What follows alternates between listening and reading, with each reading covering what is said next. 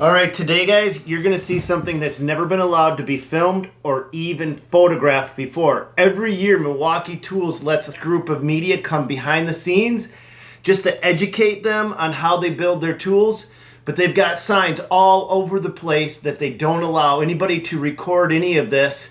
And today, you're gonna see probably what I think is one of the most interesting things that goes behind the scenes that the big companies just don't want you to see. And you guys tell me what you think of this as you watch this.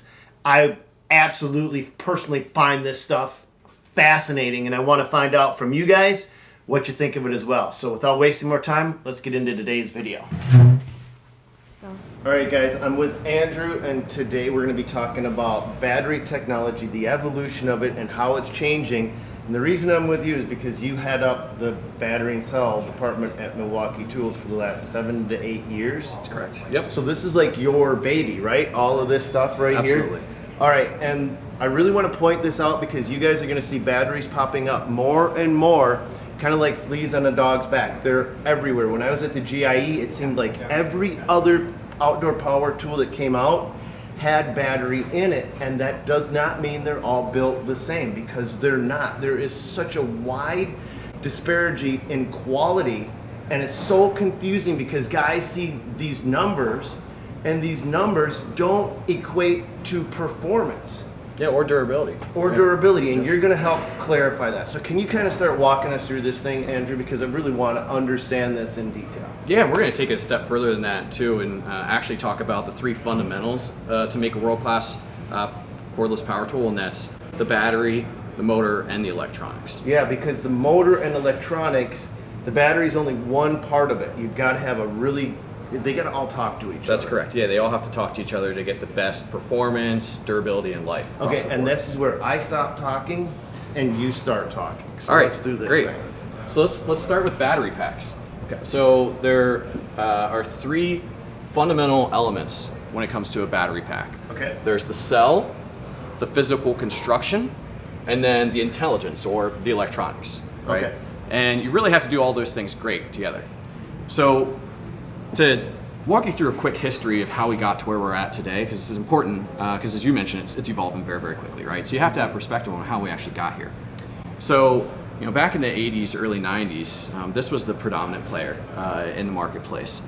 And for the first time, someone didn't have to pull out, say, 50 feet of extension cord to do a light drilling or fastening application.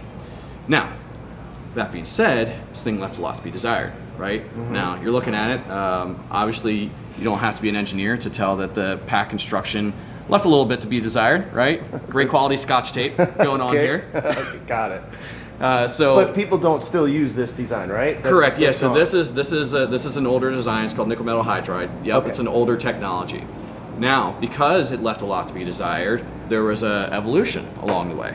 So this thing came along. This is an 18-volt Nicad battery pack, and from that battery, it was a pretty decent step up in terms of power and runtime. And because of that, rather than just having, say, 2 or 3 products that work off that battery, now you started to create a system, right? So you could get into saws, high torque impact wrenches, all that stuff. Now, similar to the technology that was in here, Nicad left a lot to be desired. And what I mean by that is you would start out really powerful with the battery's charge, and then as you go down through charge, you would lose power, right? Mm-hmm. So at the end, you'd be wrenching on it, trying to get the application done. Oh, yeah. The other thing is that there was no evolution of the technology.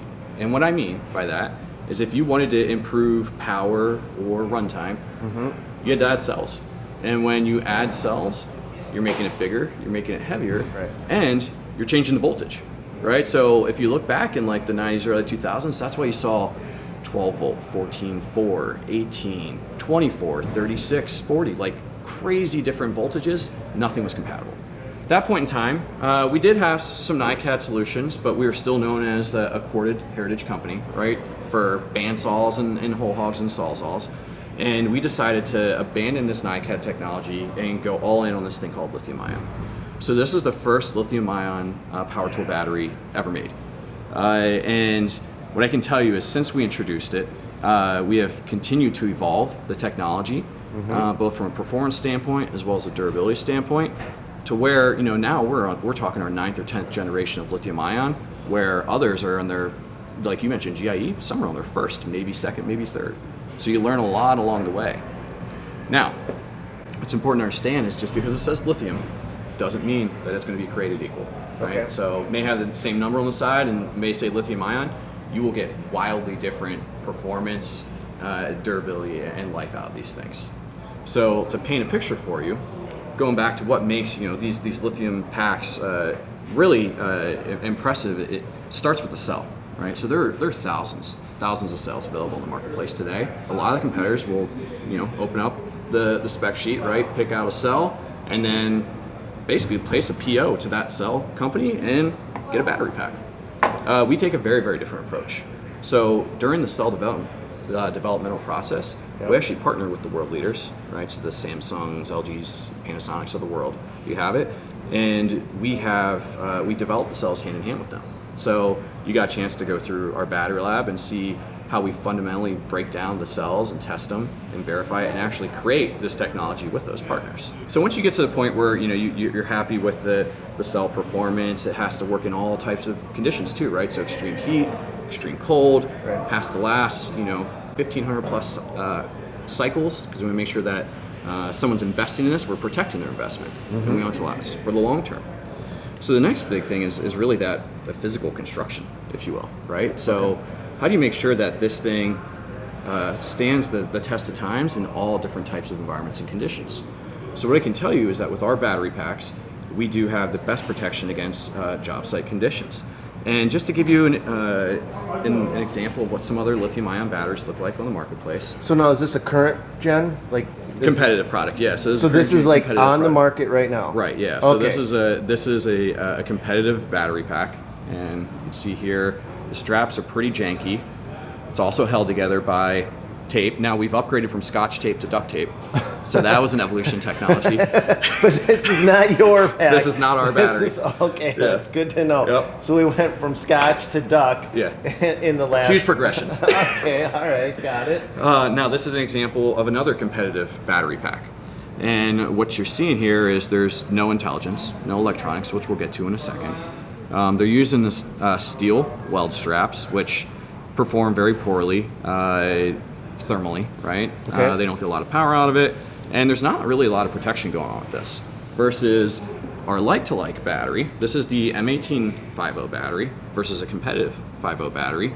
Oh, so these are like-to-like, right? So same voltage, call it same exact voltage, same amp hours, wildly different looking on the inside. So we actually use different materials. So for example, it's a coated copper, because copper transfers energy very efficiently, and the coating protects it against stuff like water, right? Okay. And then there's a lot of intelligence going on in this thing. Now, are you picking this up, Nick? Okay. Now there's some cool stuff that we do inside of this, where we actually have these little rubber inserts or wedges that fit in between there. And what happens is they're going to absorb impact and vibration off of these weld points. So if you drop it or you're using something that creates a lot of vibration, it's actually going to take the stress off and make it last a heck of a lot longer. Oh, so you're talking about these points in between. Oh, that is rubber. Yeah. Yep. Okay, so that's rubber, so when you drop it, it's got a little bit of a cush. Yeah, and you have that on the outside of the battery too, right? So we have the rubber on the outside. You got the rubber grommets. So it's kind of a double, kind of a double protection. That makes sense. Yeah, so the thing I point out is water. So we've done a lot of work over the years to protect against water. Now, I'm not saying it's waterproof by any means, but in a situation where you accidentally leave it outside, which guess what, it happens, right? We want to make sure that it's not going to be damaged or destroyed. So this is what the inside of a competitive battery looks like. And this is current gen? This is current gen, of a competitive battery pack. So it's just a different recipe of this one, if you will, different cells. Okay, so how long was this left out in water? Great question. So this is, we have a shower test that we run, and then it sits for 3 days, and then we tear it open. 3 days underwater? No. Just moist? Yeah. So we do a shower test for a 24-hour shower test, and then we let this pack sit for a couple of days. No more shower. Just sitting, right? Just sitting? Okay. Just sitting, and then open it up and see what it looks like. Oh my gosh. Yeah, and what you're seeing is that the whole thing's corroded. Okay, but where's yours? Oh, right here. Yep. So right here. So the same shower test? Same exact shower test. So you do see a little bit of some corrosion on the terminals, but this is where the tool actually meets the battery and it cleans it up as soon as you put that. Can we hold this under the light a little bit more, Andrew? I want to, because this is kind of important. I want to make sure we get in here and see this. So same 24 hours in the shower, then 3 days sitting. Same exact test. Yep. Okay. So what you see is this pack failed basically immediately, and it corroded through. Once again, going back to that steel corrodes very easily. Right. Versus our pack, pretty much untouched. Right, okay. So what that means is it's going to be protected against those type of conditions. Okay, got it. Cool. So what's next? So the final thing I'm going to talk about with battery packs is the electronics, right, or the intelligence. So we do a lot within this to make sure that, once again, we're protecting, you know, your viewers' investments. So anybody that buys a battery, if it gets exposed to a harmful condition, it has the intelligence to protect itself. So what I mean by that is, you know, say someone tries to do something crazy and, you know, jumpstart a vehicle, right? Or they put a product on it that is not intended for it. Yeah, they take the notches out of the battery and try to hook it up to something that's not supposed to go to it. Whatever it may be. These guys tell me these stuff all the time. Yep. Like, hey, you just cut this snip off and you can hook it up to this, and I'm like, okay. Yes. All right, You're right. It's scary, yeah. So it has intelligence to be able to protect itself from an overload standpoint, or if, you know, the tool binds up, it will say, all right, I'm going to shut myself down. Same thing with heat. So if you're really going to town, working the pack hard, it says, you know what, I've gotten too hot, I'm going to shut myself down. You wait a couple minutes, and I'm ready to go again.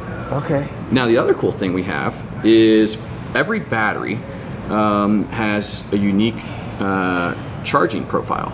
And what I mean by that is it's dependent upon the cell type and the pack type. So they all have intelligent charging, and the benefit of this is that you're going to get a faster charge, but you're also going to extend the life of the pack. Okay. Now, within our M18 batteries, we do have 3 different types of packs, if you will. And these are all 18-volt batteries. So we have this guy, which is called a compact battery. It has 5 cells. It's ideal for, you know, drilling and fastening if you're doing overhead work, that kind of stuff. Step up, we have what's called an XC battery that has 10 cells. So the interesting thing here is that you have twice the amount of cells, but we're maintaining the same voltage, right? So when you step up here, even though the voltage is staying the same, we're actually putting out more power.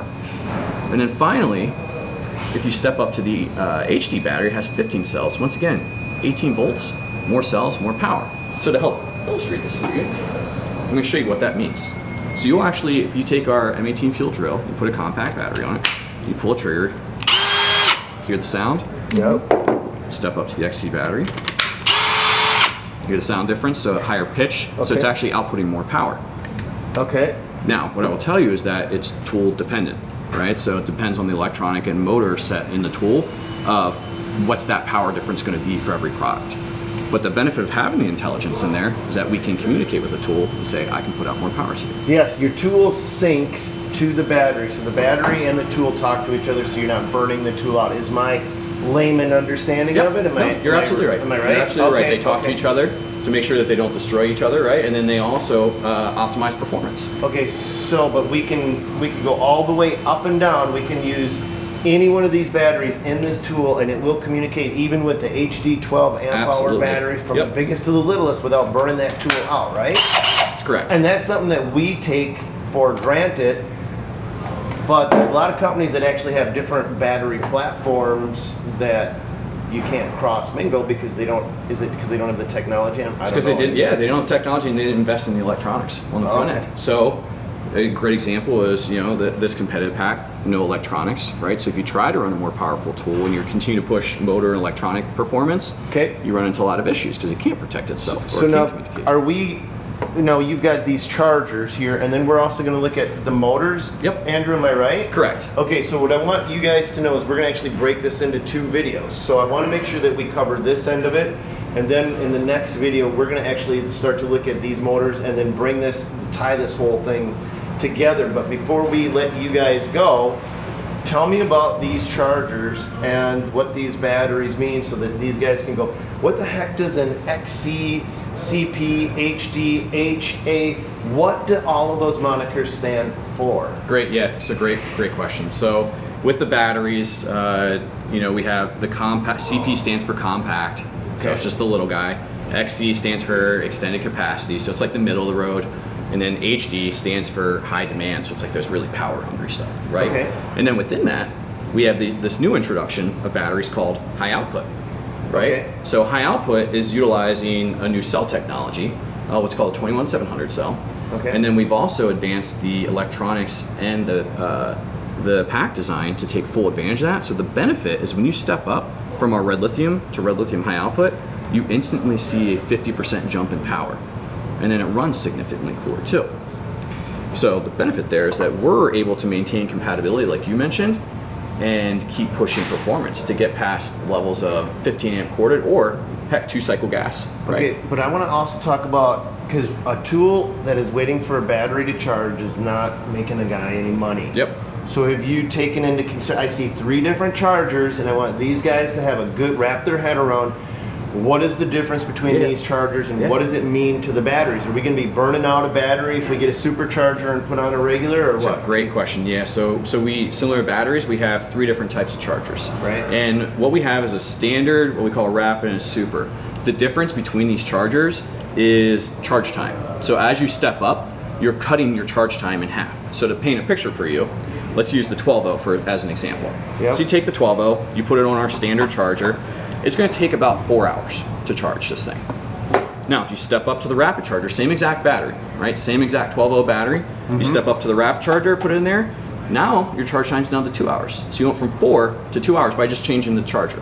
Okay. And then really what's impressive is the latest technology, which is called a supercharger. Is that out?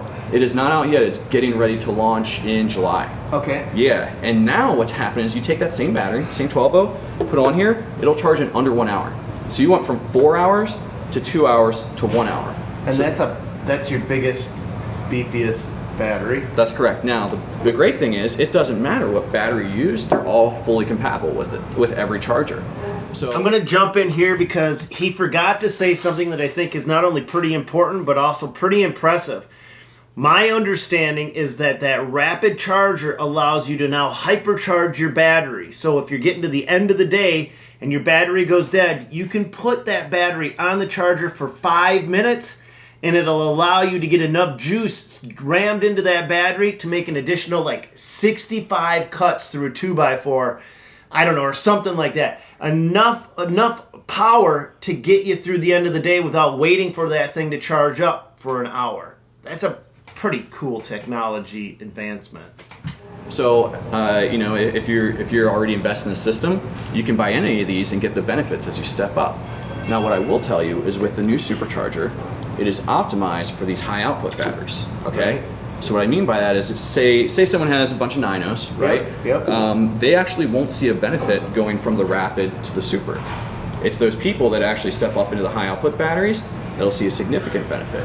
And how this actually works is it goes back to that cell technology and electronics, that it can handle a really fast charge current without affecting. But it's backwards compatible. Fully so you backwards, can stick yeah. you can stick your oldest M18 battery on this and it will not burn it out because the technology that's in it is still communicating. So M18's been around for how long, Andrew? 2007. So, Okay, so there's some guys that still have them. Yep. They can stick it on the supercharger, and that technology from 2007 will still communicate. Yeah. And once again, fry that battery out. You're absolutely right. And what it comes back to is the electronics. Okay. Making that initial investment in electronics allowed us to have that compatibility moving forward. So you're absolutely right. Okay, good. That's good stuff to know. All right, guys, I think we've covered the batteries. And the next video, we're actually going to talk about how the motors communicate with the batteries. Tell me what we're going to be talking about next. Yeah. We've got a complete layout here. I kind of want to wet the whistle for these guys to find out, you know, to let them know what to look for. So what we're going to talk about next is our approach to motor technology, similar to what we walked through with batteries. And then the final thing is the electronics, which kind of brings everything full circle, if you will. So what is the full intelligence behind the system, and why should somebody care about electronics being in a tool? Perfect. All right. So, guys, I'm at Milwaukee headquarters. This is Andrew. Thanks, Andrew. Absolutely. Guys, stick around because we're going to be covering this. I couldn't do this by myself. I honestly wanted to, but I couldn't. I mean, so thanks, Andrew, for doing it. Anytime. And I can't wait to see the next level that we're going to be looking into it. You guys, watching this. Let me know what you think of this stuff, because I nerd out on this stuff. I love this kind of stuff, and I want to hear from you guys. And while you're here, check out the videos. I'm going to put a video right here. I'm going to put a video right here. God bless you guys. Go get them and make sure you stick around.